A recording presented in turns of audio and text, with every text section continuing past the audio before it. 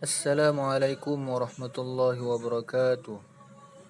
Alhamdulillahi rabbil alamin. Assalatu wassalamu ala asyrafil anbiya'i wal mursalin sayyidina wa maulana Muhammadin wa ala alihi wa sahbihi ajma'in. Bertemu kembali kita semua pada kesempatan kali ini, yaitu pada mata kuliah Metodologi Studi Islam tahun ajaran 2021 dengan dosen pengampu Bapak Amirullah MUD. Di sini izinkan kami mempresentasikan hasil diskusi kami yang mana beranggotakan saya sendiri Muhammad Fakih dan rekan saya Syafiq Fail Abiu. Kami akan menjelaskan materi kami yang berjudul Islam dan Pluralisme Agama. Pada materi kali ini, kami membaginya menjadi dua submateri, yaitu yang pertama pengertian pluralisme agama dan yang kedua pandangan Islam terhadap pluralisme agama. Baik, langsung saja. Penjelasan pertama akan dijelaskan oleh Saudara Syafiq. Pengertian pluralisme. Pluralisme berasal dari kata pluralis yang berarti jamak, lebih dari satu, atau pluralizing sama dengan jumlah yang menunjukkan lebih dari satu, atau lebih dari dua yang mempunyai dualis. Sedangkan pluralisme sama dengan keadaan atau paham dalam masyarakat yang majemuk bersangkutan dengan sistem sosial politiknya sebagai budaya yang berbeda-beda dalam satu masyarakat. Dalam istilah lain, pluralisme adalah sama dengan doktrin yang menyatakan bahwa kekuasaan pemerintahan di suatu negara harus dibagi-bagikan antara berbagai gelombang karyawan dan tidak dibenarkan adanya monopoli suatu golongan. Dalam kasus filsafat, pluralisme mempunyai ciri-ciri sebagai berikut. Pertama, realitas fundamental bersifat jamak. Berbeda dengan dualisme yang menyatakan bahwa realitas fundamental ada dua dan monisme menyatakan bahwa realitas fundamental hanya satu. Kedua, banyak tingkatan hal-hal dalam alam semesta yang terpisah tidak dapat diredusir dan pada dirinya independen. Ketiga, alam semesta pada dasarnya tidak ditentukan dalam bentuk dan tidak memiliki kesatuan atau kontinuitas harmonis yang mendasar, tidak ada tatanan koheren dan rasional fundamental. Pluralisme agama adalah sebuah konsep yang mempunyai makna yang luas berkaitan dengan penerimaan terhadap agama-agama yang berbeda dan dipergunakan dalam cara yang berlainan pula. Istilah pluralisme agama merupakan kata yang ringkas untuk menggambarkan sebuah tatanan dunia baru di mana perbedaan kebudayaan sistem kepercayaan merupakan sebuah keniscayaan. Secara filosofis, istilah pluralisme agama menunjukkan pada suatu teori partikular tentang hubungan antara berbagai tradisi dan agama. Gagasan pluralisme agama ini sepintas tampak sebagai solusi yang tepat dan menjanjikan kehidupan antar umat beragama yang damai, aman, penuh toleransi dan saling menghargai.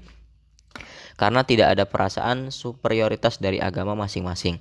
Sebagai seorang muslim, sikap yang harus diambil di tengah kehidupan pluralitas agama semacam ini tentunya adalah dengan membuka kembali ajaran-ajaran yang tertuang dalam Al-Quran. Jika kita membuka Al-Quran, kita akan menemukan beberapa ayat yang seolah-olah bernuansa inklusif dalam kurung pluralis. Di antaranya, tidak ada paksaan dalam masuk agama. Surah Al-Baqarah ayat 256. Dari ayat lain, sesungguhnya orang-orang mukmin, orang-orang Yahudi, orang-orang Nasrani, dan orang-orang Sabi'in, siapa saja di antara mereka yang benar-benar beriman kepada Allah, hari kemudian dan beramal soleh, bagi mereka ganjaran dari Tuhan mereka, tidak ada kekhawatiran terhadap mereka dan tidak pula mereka bersedih hati. Al-Baqarah ayat 62. Lalu dari ayat lain pula, kalau Allah mau, niscaya Dia akan menjadikan kalian semua satu umat. Al-Maidah ayat 48. Namun, pada saat yang sama kita juga akan mendapati beberapa ayat Al-Quran yang bernuansa eksklusif. Di antara ayat-ayat tersebut adalah sesungguhnya agama yang benar dan diridhoi di sisi Allah adalah Islam. Ali Imran ayat 19. Barang siapa yang mencari selain Islam sebagai agama, maka tidak akan pernah diterima dan dia termasuk orang-orang yang rugi di akhirat nanti. Ali Imran ayat 85.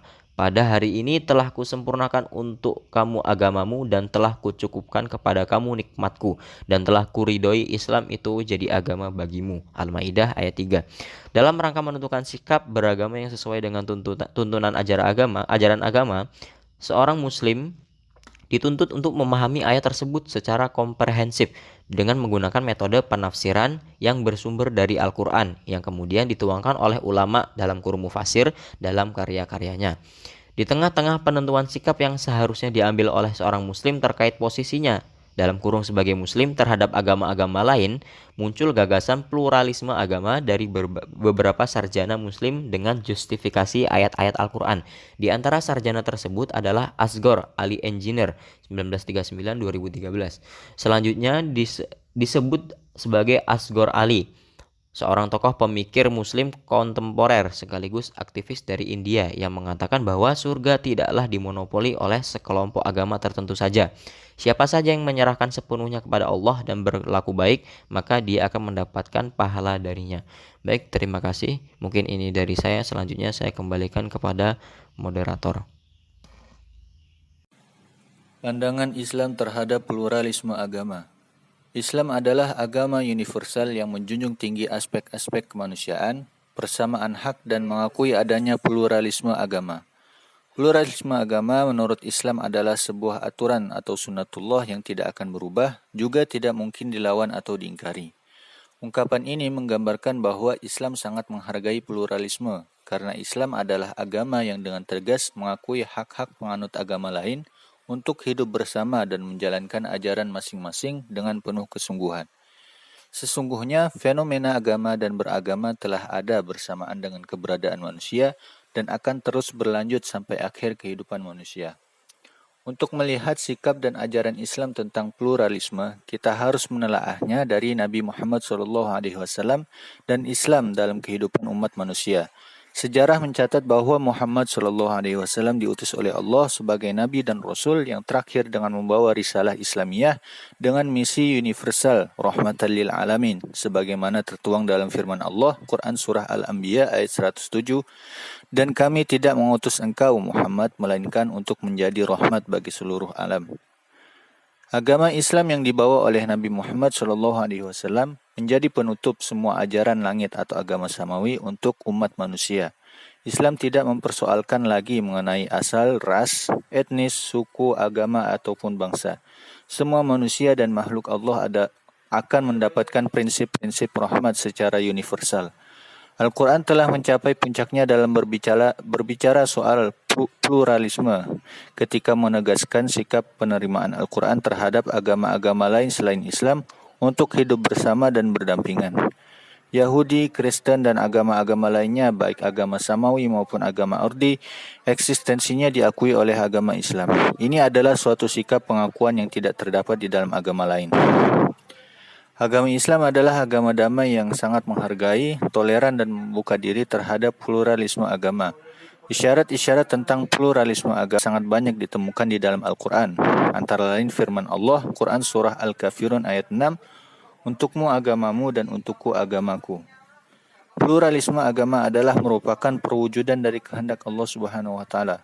Allah tidak menginginkan hanya ada satu agama, walaupun sebenarnya Allah punya kemampuan untuk hal itu bila Ia kehendaki.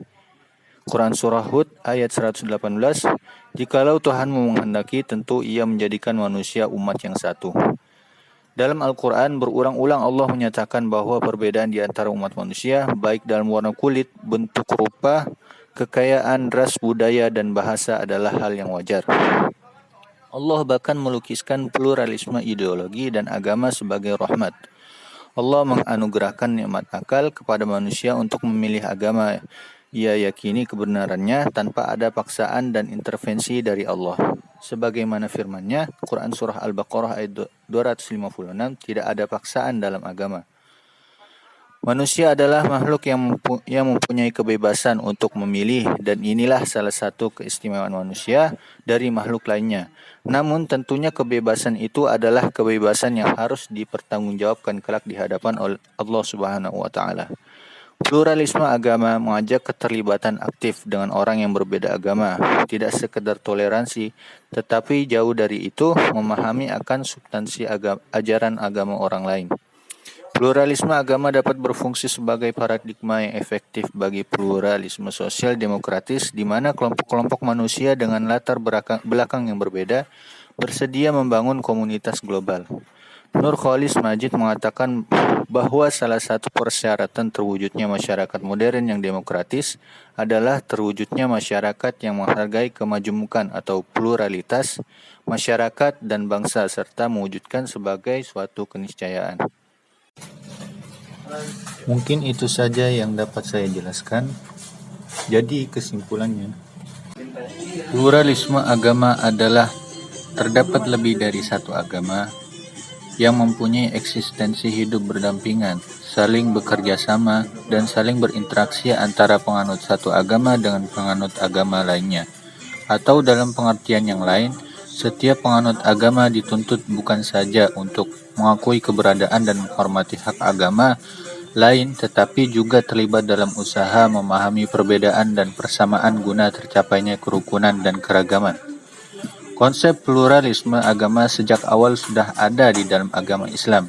Ia merupakan bagian prinsip dasar dari agama Islam itu sendiri. Agama Islam sebagai agama yang mengemban misi rahmatan lil alamin, memandang pluralisme atau keragaman dalam beragama merupakan rahmat dari Allah Subhanahu wa taala, yang mana harus diterima oleh semua umat manusia. Karena pluralisme adalah bagian dari otoritas Allah atau sunnatullah yang tidak dapat dibantah oleh manusia. Sekian penjelasan materi dari kami. Apabila ada terdapat kesalahan kata maupun kekurangan, mohon dimaafkan. Wabillahi taufiq wal hidayah. Assalamualaikum warahmatullahi wabarakatuh.